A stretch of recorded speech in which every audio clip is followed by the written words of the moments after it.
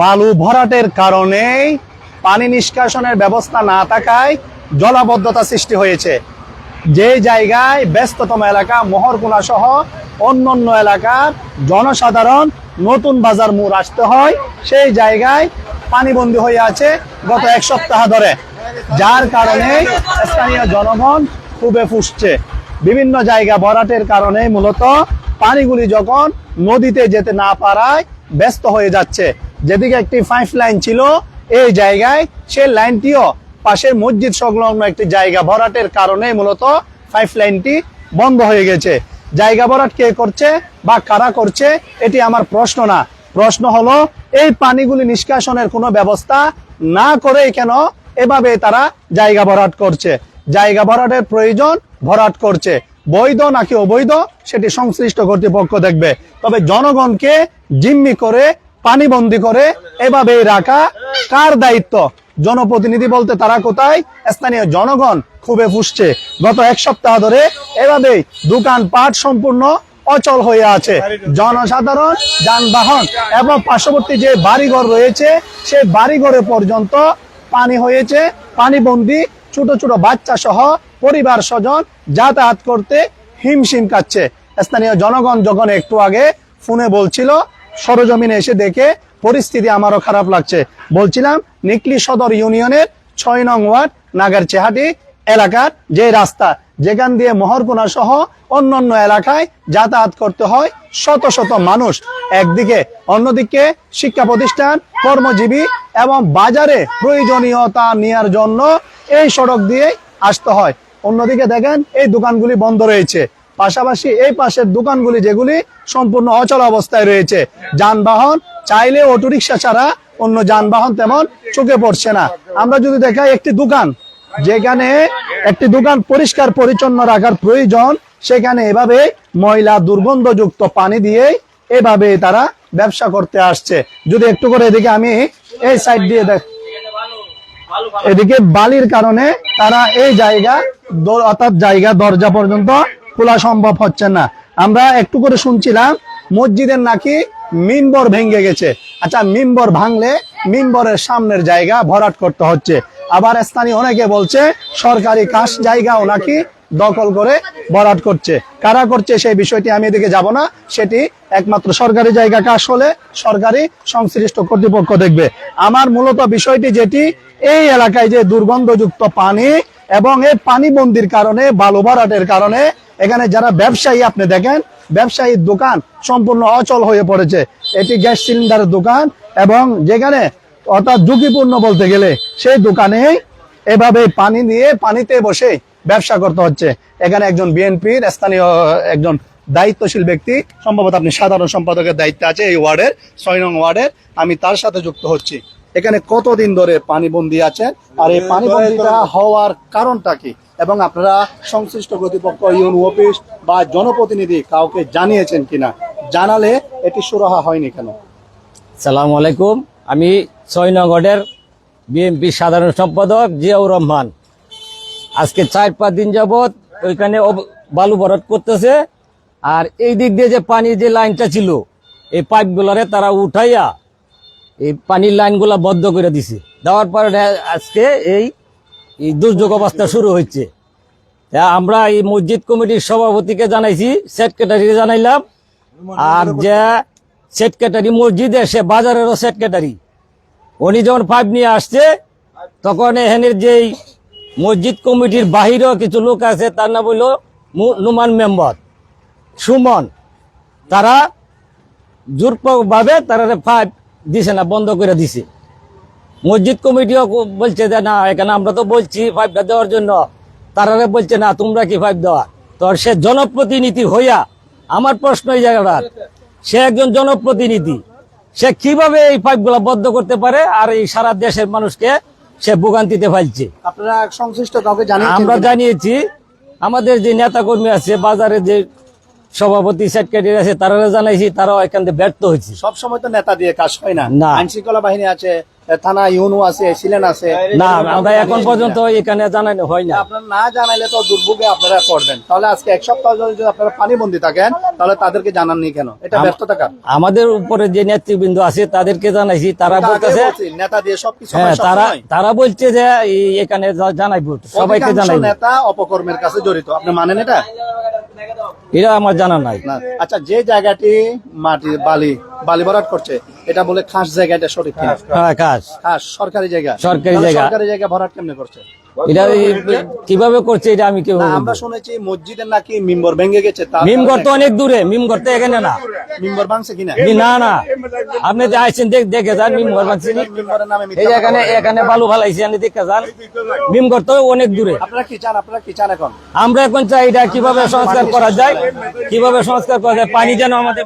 মুরব্বী এখানে পানি কেন জমেছে যদি একটু করে বলেন? হ্যাঁ, রাস্তা বন্ধ রয়েছে আমরা।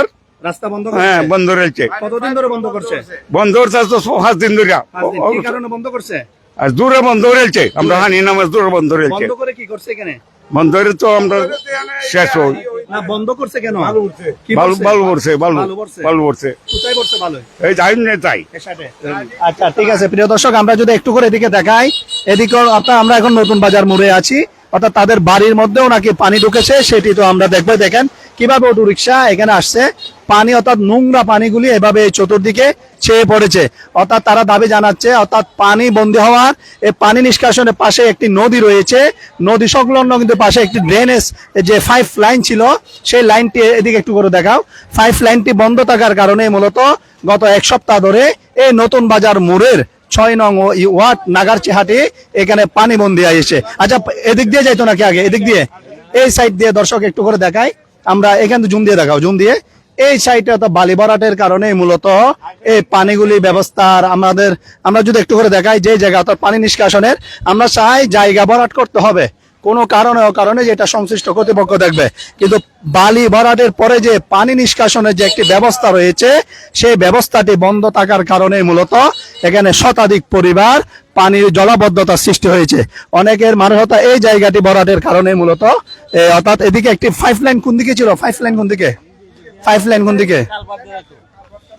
একটু করে যদি আমরা একটু সামনে গিয়ে দেখাই আপনাদেরকে। আপনারা জানেন নতুন বাজার এখানে সড়কের কার্যক্রম চলছে, নির্মাণ কাজ চলছে। এটি অর্থাৎ আব্দুল হামিদ সড়ক, যেটি নাগারচিহাটি এলাকার, যেখানে রাস্তার পানিগুলি এই জায়গায় নামে বলে আমরা শুনতে পেরেছি, যা ইতিমধ্যে আপনাদেরকে দেখাই। 5 লাইন কই? 5 লাইন কই? এভাবেই এই সেই কালভার্ট যেখানে দেখা যাচ্ছে এটি বন্ধ হয়েছে, এটি বন্ধ হয়েছে।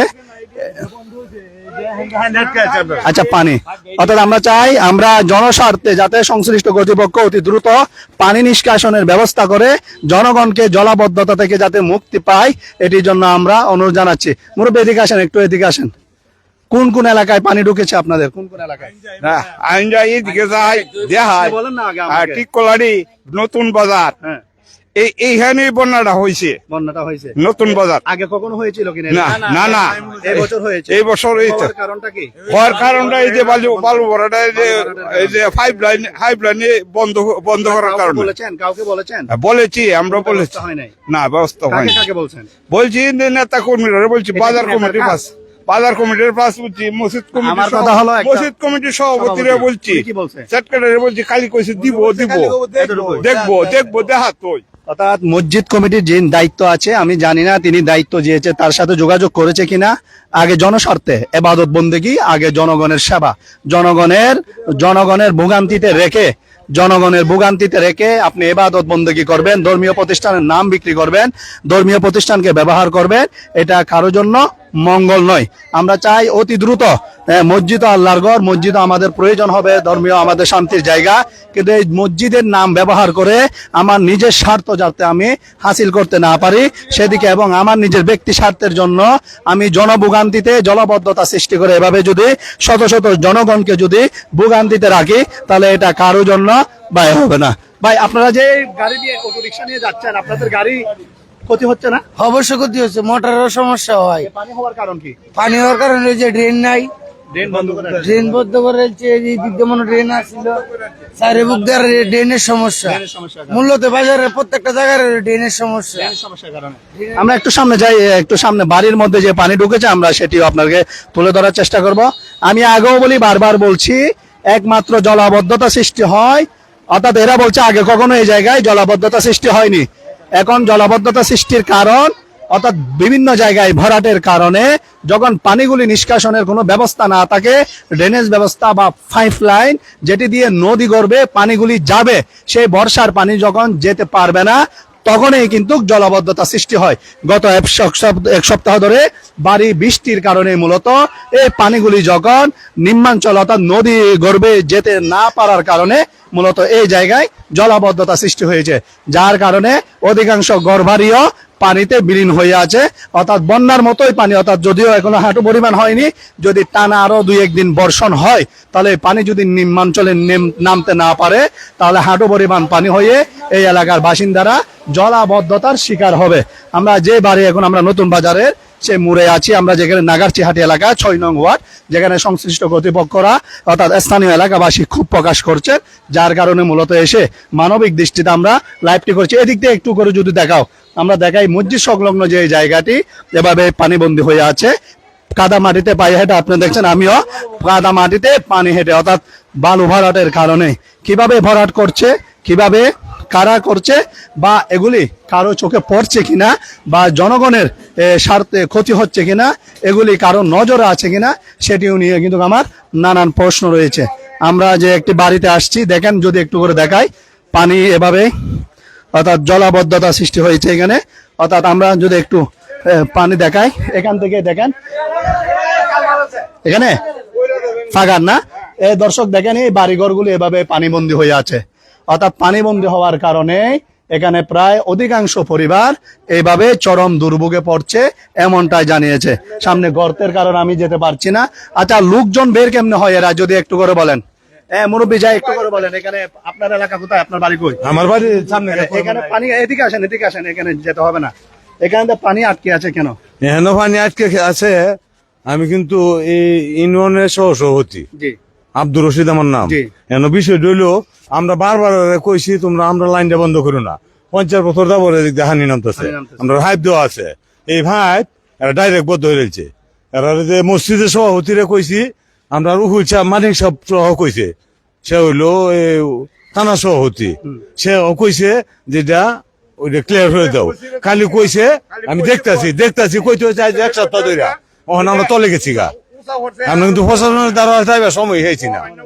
1 সপ্তাহ পর্যন্ত নেতারা যখন আপনার কাজ করতেছে না, নেতারা তো প্রত্যেক নেতাই অবগত আছে, নেতারা যদি জনগণের কথা চিন্তা করতো তাহলে 1 সপ্তাহ ধরে আপনারা পানিতে আটকে থাকতেন কিনা? না, আমরা তাই কেউ থাকছি, আমরা তাই কে গেছি গা। তাহলে নেতার উপর ভরসা করেন কেন? না, এখন আমরা যাই এলাকাবাসী যদি প্রতিবাদ করে, নেতার কোনো কাজ আছে?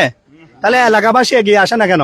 আপনারা এগিয়ে না আসার কারণে তো তাহলে আমরা তো এখন আমরা চাই আমরা লাইনটা ক্লিয়ার হয়ে দেও, হ্যাঁ, পানি নিষ্কাশনটা চলো, পানি নিষ্কাশনে। দর্শক, আমরা কারো পক্ষে বা কারো বিপক্ষে বলার আসি নাই, জনস্বার্থে যে যত বড় হবে হোক আমরা তার বিরুদ্ধে কথা বলবো। যে সমাজ বিরোধী, সমাজের জনগণের বিরুদ্ধে দাঁড়াবে, তার ব্যক্তি স্বার্থের জন্য, তার ব্যবসার জন্য, তার ধান্দার জন্য, সে তার আখের গুছানোর জন্য সে নিজের ব্যবসা করবে, আমি কিন্তু তাদের বিরুদ্ধে বলেই যাব। এখানে জনস্বার্থে পানিবন্দী হয়ে আছে, আপনি ব্যবসা করেন বালির, কোনো আপত্তি নেই, আপনি জায়গা দখল করছেন, কোনো আপত্তি নেই, সেটা সংশ্লিষ্ট কর্তৃপক্ষ বুঝবে। তবে জনগণকে জিম্মি করে, জনগণকে চরম ভোগান্তিতে ফেলে এভাবে যদি আপনি ব্যবসা করতে যান, তাহলে আপনার মুখোশ কিন্তু জনগণের কাছে খুলে যাবে। অতি দ্রুত পানি নিষ্কাশনের ব্যবস্থা করে দিন, জনগণ খেপলে কিছু করার নাই। ভালো থাকবেন, সুস্থ থাকবেন, জনস্বার্থে আমরা এই ভিডিওটি প্রচার করছি। ধন্যবাদ সকলকে।